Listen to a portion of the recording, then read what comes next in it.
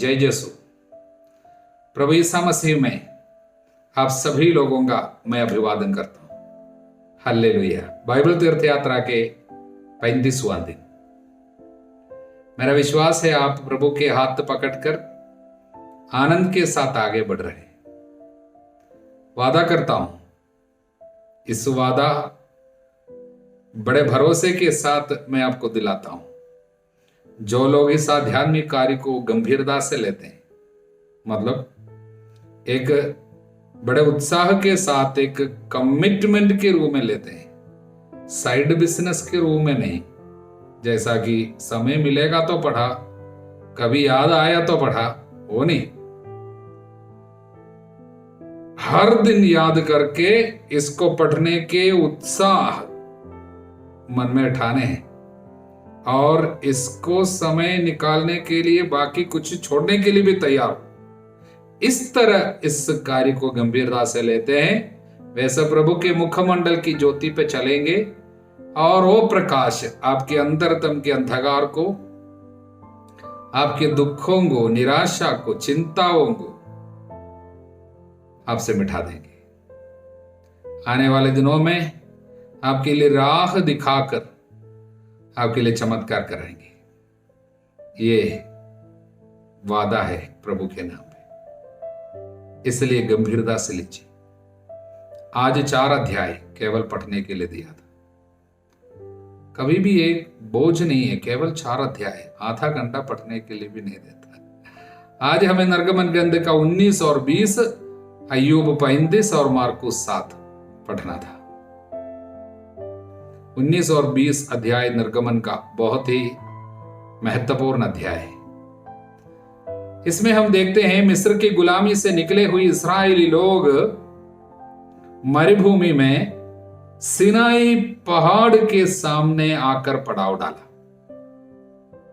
19वां अध्याय का पहला वचन मिस्र देश से निकलने के ठीक 3 महीने के बाद, इसमें थोड़ा प्रॉब्लम है वो ट्रांसलेशन की गड़बड़ी है।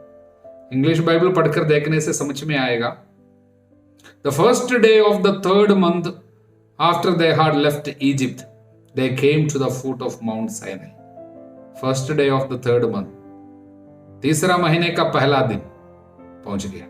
तो पहले महीना उसको इब्रानी भाषा में निसान महीना बोलता है। निसान महीने के 14 तारीख को पास्का का मेमना, बलि चढ़ाए गए थे हर परिवार में। उस रात प्रभु मिस्रियों की गुलामी से अपनी जनता को बाहर लेके आया, 14 तारीख को। और वचन कहता 3रे महीने के पहला दिन पहुंच गया। तो कितना दिन हो गया? पहले महीने का, निसान महीने का 16 दिन बाकी है। और दूसरा महीना जो है उसको इब्रानी भाषा में ईयार कहता है और उसमें 30 दिन है। और तीसरा महीना को सिवान कहता है, उसका पहला दिन पहुंच गया। तो पूरा कितना दिन हो गया? 47 दिन हो गया। 47वां दिन में कहां पहुंच गया? सिनाई मरुभूमि में। सिनाई पर्वत है, एक पहाड़ है, उसके पास पहुंच गया। ये वायदा के अनुसार है, क्योंकि जब मूसा को बुलाया था, मूसा को प्रभु ने बुलाया था, अध्याय 3 में वचन 12 में प्रभु ने कहा, मैंने तुम्हें बुलाया और मैं तुम्हारे साथ रहूंगा। इस बात का प्रमाण यही है, मिस्रियों की गुलामी से इस्राएलियों को तुम निकाल कर लेके आओगे, इसी पहाड़ पर मेरी आराधना करोगे। उसी पहाड़ पर पहुंच गए 47 दिन के बाद। लेकिन जो लोग उस एरिया को मतलब समझते हैं, इसको हम लोग टोपोग्राफी या ज्योग्राफी सब बोलते हैं, उन लोग बोलते हैं मिस्र से निकालने के बाद सीधा सीधा चलेंगे, 3रा दिन में आप पहुंच सकते हैं इस जगह में, सिनाई पहाड़ के सामने। तो इस्राएलियों को प्रभु जब घुमा फिरा के लेके आया, 47 दिन लग गया। इसके पीछे एक आध्यात्मिक कारण है। मैं आपको ये बताने के लिए इस बात को थोड़ा सा ज्यादा बोलता हूं। हालेलुया। और 47वां दिन में मूसा ईश्वर से मिलने के लिए पर्वत पर चढ़ा और प्रभु ने उनसे क्या कहा?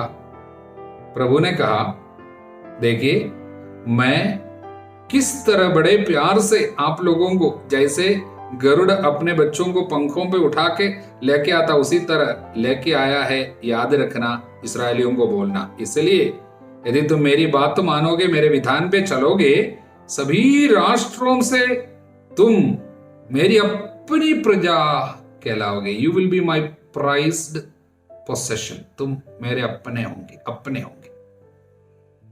इसलिए क्या करना है, मेरे प्यार को याद करना, प्रति प्यार के रूप में कहना मानना। बाद में यीशु भाई कई बार बोला, यदि तुम मुझे प्यार करोगे, मेरा कहना मानोगे। हालेलुया। इसलिए कहना मानना डर के कारण नहीं, प्यार के कारण। हालेलुया। इसलिए, और प्रभु ने उनसे कहा, तुम जाके इस्राएलियों को बोलना, तैयार रहने के लिए बोलना, क्योंकि तीसरा दिन मैं उनसे मिलूंगा। इसलिए प्रभु ने मूसा से कहा, 10वां वचन, तुम लोगों के पास जाकर आदेश दो, वे आज और कल अपने को पवित्र करे, अपने वस्त्र धो ले, तीसरा दिन मुझसे मिलने के लिए तैयार हो जाओ। तो मूसा नीचे आकर कहता है, वचन 14, इस पर मूसा पर्वत से उतरकर लोगों के पास आया, उन्हें पवित्र होने को कहा, उन्होंने अपने कपड़े धो लिए।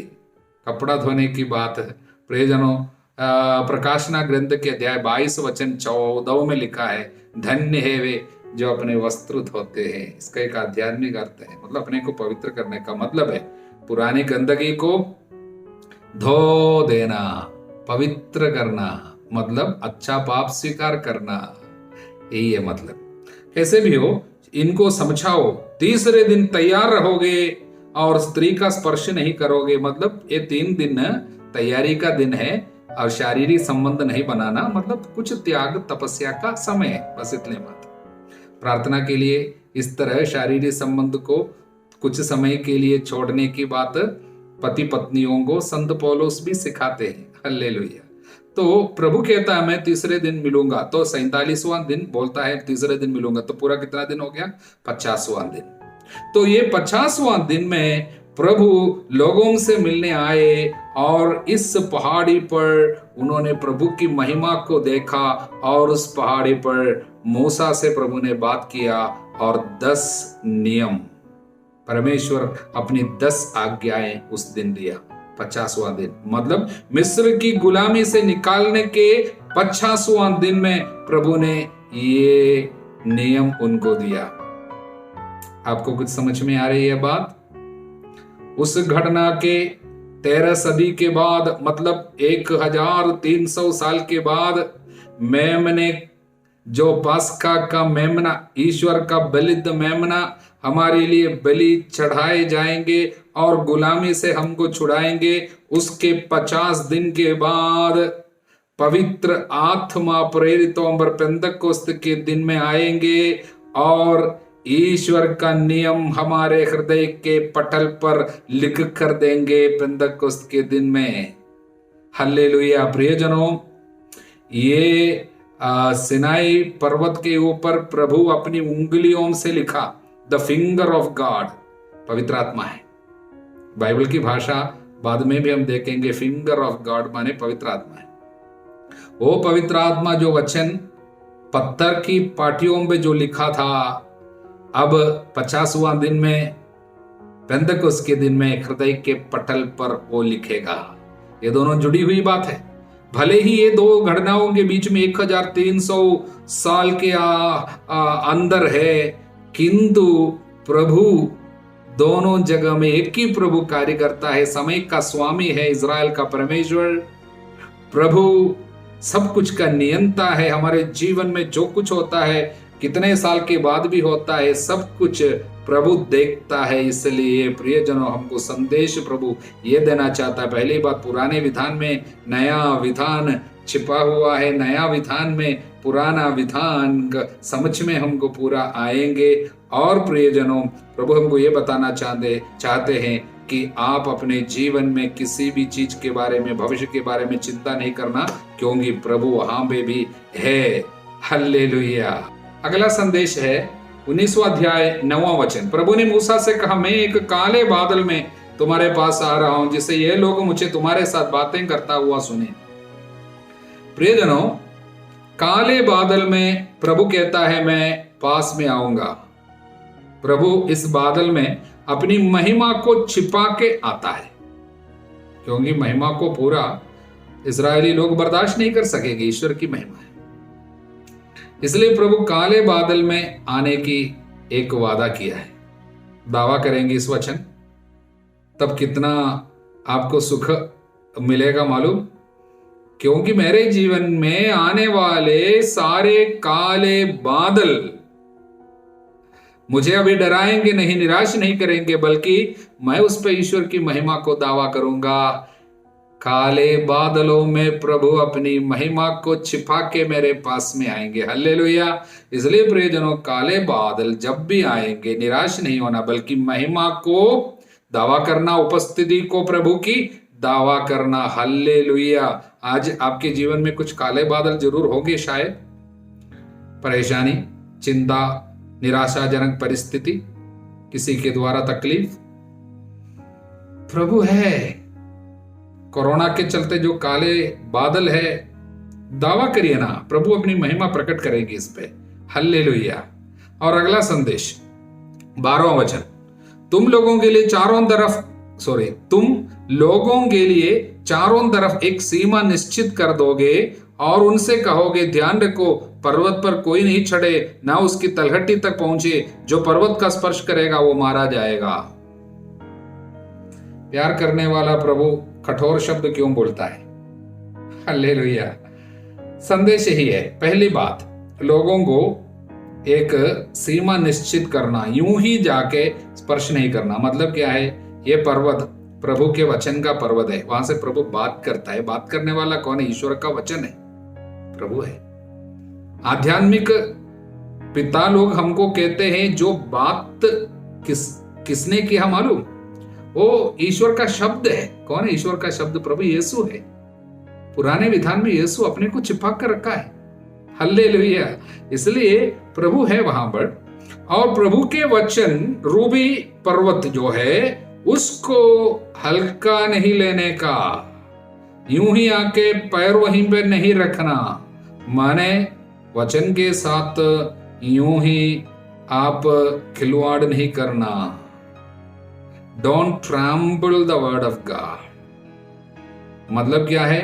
प्रभु के वचन को बहुत सोच समझ के इस्तेमाल करना, वचन के साथ आदर करना, वचन को आप बहुत ही महत्वपूर्ण समझकर इस्तेमाल करना। यूं ही उनके साथ हस्तक्षेप नहीं कर सकता। हल्लेलुया। इसलिए प्रभु के कार्यों को गंभीरता से लेना। अन्य कई कार्यों को हम लोग बड़े महत्व देता होगा। परीक्षा, किसी मतलब एग्जाम हो रहा है, किसी की नौकरी की बात है, उसके लिए सब पैसा से जुड़ी हुई बात सब महत्व देता है। लेकिन ईश्वर के वचनों को आप हल्का समझता होगा। ऐसा हल्का यूं ही समझेगा, मृत्यु ला सकते हैं। विपत्ति को आप बुला रहे हैं, सावधान रहना। हल्लेलुया। दूसरा संदेश यही है, प्रभु और लोगों के बीच में हमेशा एक दूरी अभी हम देख रहे हैं, एक दूरी है। हल्लेलुया। तो ये इसको हम लोग कह सकते हैं एक सोशल डिस्टेंसिंग। कारण क्या है? मनुष्य पाप में है, गिरे हुई हालत में हम फॉलन स्टेट। इसलिए यूं ही जाके सीधा ईश्वर की महिमा को हम लोग अपना नहीं सकता। इसलिए हमेशा पुराने विधान में प्रभु मध्यवर्ती लोगों को नियुक्त करते हैं, नबियों को, पुरोहितों को सब बीच में रखते हैं। उनके द्वारा ईश्वर की महिमा लोगों तक जाते हैं। हमेशा ऐसा है।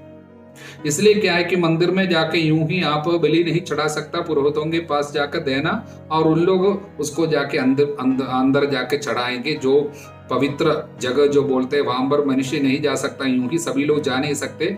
पुरोहित लोग अंदर जाके आपके लिए प्रार्थना करके आएंगे, ऐसा नियम था। तो एक दूरी थी हमारे पाप के कारण। वो दूरी किसने समाप्त किया?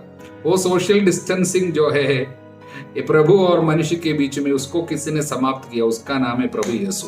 हमारे पापों का प्रायश्चित उसने किया। मत्ती के अध्याय 27 वचन 51, जब यीशु की मृत्यु हुई, पापों का प्रायश्चित हुआ हमारा, तब क्या हुआ? मंदिर की जो पर्दा थी वो 2 भाग में क्या हो गया? विभाजित हो गया। हल्लेलुया। इसका मतलब क्या है? प्रभु के जगह जो है, पवित्रतम जगह के साथ जो जो पर्दा मतलब मनुष्य को रोकते थे अंदर जाने से, वो हट गया। अब हम प्रभु के साथ रिश्ता यूं ही जोड़ सकते हैं। अभी सोशल डिस्टेंस की जरूरत नहीं है, गले लगा सकता है। हालेलुया। ये प्रभु ने संभव कराया उसकी लहू की योग्यता से हमारे लिए। कितनी सुंदर संदेश प्रभु देते हैं। हालेलुया। 20वां अध्याय में 10 आज्ञाएं प्रभु देते हैं। वहां पर शायद आपको ये मूर्ति पूजा से जुड़ी हुई कुछ प्रश्न आ सकता है। कलीसिया में, कैथोलिक कलीसिया में मूर्तियां हैं, संतों की और इमेज पिक्चर वगैरह रखते हैं, मूर्तियां रखते हैं, स्टैच्यू, तो मूर्ति पूजा नहीं होगी। उसके विषय में हम बाद में आपको समझाएंगे, क्योंकि ये 10 आज्ञाओं को हम लोग बाद में फिर से हम लोग देखेंगे। विधि विवरण ग्रंथ में सब आगे हम देखेंगे, तब हम इसकी व्याख्या देंगे। लेकिन अब मैं एक वचन आपको देना चाहता हूं, 5वां वचन। उन मूर्तियों को दंडवत कर उनकी पूजा मत करो, क्योंकि मैं प्रभु तुम्हारा ईश्वर ऐसी बातें सहन नहीं करता। जो मुझसे बैर करते मैं 3री और 4थी पीढ़ी तक उनकी संतति को उनके अपराध होगा दंड दूंगा। जो मुझे प्यार करते हैं, मेरी आज्ञाओं का पालन करते हैं, मैं 1000 पीढ़ियों तक उन पर दया करता हूं। हालेलुया।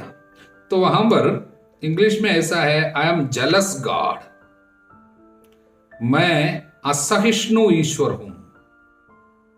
हालेलुया। आपने सुना होगा, आगे कई जगह में यह वचन आएंगे, मैं असहिष्णु ईश्वर हूं। इसका मतलब मैं ये सहन नहीं करता, मैं ईर्ष्यालु ईश्वर हूं, ऐसा एक जगह में लिखा है। इसका मतलब क्या है? Jealous God. ईर्ष्या तो पाप है, लेकिन प्रभु अपने को बोलता मैं असहिष्णु हूं, मैं ईर्ष्यालु। इसका मतलब क्या है मालूम? इसको समझने के लिए आपको ये बात समझना है, जब आदि में मनुष्य को प्रभु ने बनाया और तब वचन में लिखा है कि हम लोग उत्पत्ति ग्रंथ में देखते हैं मनुष्य को जो बनाया, उत्पत्ति के अध्याय 2:7 में लिखा है, और प्रभु ने उनके अंदर अपना श्वास फूंक दिया, जीव श्वास। हालेलुया। तो मनुष्य के अंदर जान आ गया। तो मनुष्य के अंदर जो जान है, प्रभु का अपना श्वास है, रूह है, वो आत्मा है। रूह मतलब श्वास जो है वो आत्मा है। तो मनुष्य की आत्मा प्रभु के लिए बहुत कीमती है, क्योंकि प्रभु ने अपने मनुष्य के अंदर जो आत्मा रखा है उसे अपने लिए ही चाहता है। जब संत याकूब उस विषय को जब समझाता है अध्याय 4:5 में, तो इंग्लिश में ऐसा है, don't you know that God is jealously seeking yearning for your soul. मतलब प्रभु आपके अंदर जो आत्मा को रखा है उसे अपने लिए ही चाहता है। कितना चाहता है? प्रभु हमारी आत्मा को चाहता है। वो चाहता है कि हमारे आत्मा उनसे प्रेरणा पाकर उनके रास्ते पे चले, जिससे हमारे लिए सुख शांति रहे। लेकिन शत्रु शैतान चाहता है हमारी आत्मा को अपने कब्जे में करने के लिए। इस तरह एक युद्ध है। पवित्र आत्मा हमारी आत्मा से बात करना चाहता है, ईश्वर के नियम को अंतर्दम में रखना चाहता है, लेकिन दुष्ट आत्मा हमको बहकाना चाहता है। तो इस युद्ध में प्रभु हमारी मदद करता है। इस युद्ध में जब प्रभु हमारी मदद करता है, वो एक ऐसे ईर्ष्यालु ईश्वर है, मतलब असहिष्णु ईश्वर है, क्योंकि वो हमारी आत्मा को यूं ही चाहता है। इसलिए वो उत्साह दिखाता है, मेरा जो है मैं लेना चाहूंगा। इसलिए प्रभु सारे रास्ते से हमको मदद करेंगे, तब हमारे अंदर भय उत्पन्न कराएंगे, मतलब एक प्रकार का डर, जिससे हम सतर्क रहे। इसलिए प्रभु कहता है, देखिए पीढ़ियों में विपत्ति आ सकती है तुम्हारे पापों के लिए, तुम्हारे 3 पीढ़ी तक विपत्ति आएंगी। इसका मतलब प्रभु हमको ऐसी ऐसी घटनाएं जीवन में दिखाएंगे जहां पर हम पाप का असर देखेंगे। हमारे पूर्वजों के पाप का असर परिवार में तकलीफ देते हुए हमको दिखाई देगा। यह सब क्यों है? कि हम सतर्क रहे और पाप से दूर रहे, हमारी आत्मा प्रभु को हम दे सके। इसके लिए प्रभु ये सारी बातें लेके आ रहे हैं, क्योंकि वो असहिष्णु ईश्वर। इसका मतलब है कि प्रभु किसी भी तरीके से हमारे आत्मा को अपनाना चाहता है। इसलिए प्रियजनों, बाइबल में हम देखते हैं प्रभु ये बात बताते हैं, देखिए मैं अपनी महिमा देव मूर्तियों को नहीं दूंगा, इसायास का अध्याय 42 में वचन 8 में हम देखते हैं, मैं अपनी महिमा किसी अन्य देवी देवताओं को या मूर्तियों को नहीं दूंगा, मैं अपनी महिमा नहीं दूंगा। जब प्रभु कहता है क्या है, प्रभु अपनी बातों को, अपनी चीजों को अपने लिए केवल निर्धारित करता है। इसमें सबसे बड़ी ईश्वर की महिमा कौन है? प्रभु के लोग हैं। इसलिए अनेक जगह में हम लोग बाद में देखेंगे, विशेषकर स्तोत्र ग्रंथ में, हम लोग प्रभु के लिए महिमा है, प्रभु की महिमा हम लोग है, प्रभु हम लोगों में आनंदित है। कई जगह में हम देखते हैं, the lord will rejoice in you, प्रभु आप लोगों के कारण आनंदित होंगे। तो हम प्रभु के हैं, इसलिए प्रभु कहता मैं अपने लोगों को किसी को नहीं दूंगा। तो प्रभु के दिल का आग्रह और चाहत ही है कि प्रभु हमको अपना बना कर रखेंगे। हालेलुया। ये आग्रह के कारण ये वचन दिया गया, मैं असहिष्णु ईश्वर हूं। मतलब मैं एक ऐसा ईश्वर हूं जो इन बातों को सहन नहीं करूंगा। इसका मतलब मैं आपकी आत्मा को अपने लिए चाहता हूं। इसलिए यीशु मरते समय क्या बोला, मैं प्यासा हूं। ये प्यास पानी के लिए नहीं था, बल्कि आत्माओं के लिए था। इसलिए प्रियजनों, आत्माओं को बचाने का जो आग्रह प्रभु के हृदय में जो आग बनकर जलता है, इसलिए कहता है मैं ईर्ष्यालु ईश्वर हूं। मतलब I am a jealous God. मतलब इसलिए संत पौलुस भी इस तरह का शब्द I have a divine jealousy for you, English में हमको वो बात समझ में आएंगे, लेकिन हिंदी का ट्रांसलेशन में वो नहीं है। 2 कुरिन्थियों का दूसरा पत्र अध्याय 11 वचन 2, इंग्लिश जो पढ़ सकते हैं उन लोग पढ़ने से समझ में आएंगे। वहां पर संत पौलुस भी ये शब्द इस्तेमाल करता है। मतलब आप लोग पूर्ण रूप से मसीह का हो जाए, मैं चाहता हूं। इसलिए मैं आपसे इस तरह के आग्रह रखता हूं, I have divine jealousy for you. मतलब आप प्रभु को पूर्ण रूप से अपना, प्रभु का अपना हो जाए, ये आग्रह है। इसलिए प्रभु के हृदय में हमारे लिए जो आग्रह है, उनका प्यार जो है, उसके कारण ये शब्द दिया गया है। और वहां पर आतंकित करने वाला ये शब्द भी इसलिए दिया गया है कि हमारे अंदर ये आतंक फैलाते हुए, डालते हुए प्रभु क्या उत्पन्न करना चाहता है कि प्रभु के रास्ते पर चलने का आग्रह डाल देना चाहता है। हालेलुया। इसलिए जब प्रभु हमको नियम देते हैं, कभी कठोर बातें नियम के पीछे बताते हैं, उसके सब पीछे प्रभु क्या छिपाता है? उनके हृदय के अंदर हमारी आत्मा को बचाने के आग्रह को छिपाता है। What is hidden behind the strict laws of Old Testament is the love of God and His desire to save us। मतलब हमारी आत्माओं को बचाने के आग्रह को ही प्रभु इसके पीछे छिपाता है। इसलिए हर एक नियम के पीछे की जो आत्मा जो है, वो ये है, प्रभु का प्यार और दया है। लेकिन नए विधान में जब हम आते हैं, तो यीशु बराबर है फारिसी और शास्त्रियों को प्रभु धिक्कारते। इसका कारण क्या है? फारिसी और शास्त्री लोग धीरे धीरे इन लोग जो है व्याख्या करने वाले, नियम की व्याख्या करते करते केवल नियम उसी पे फंस गया। नियम के पीछे जो आत्मा है उसको छोड़ दिया।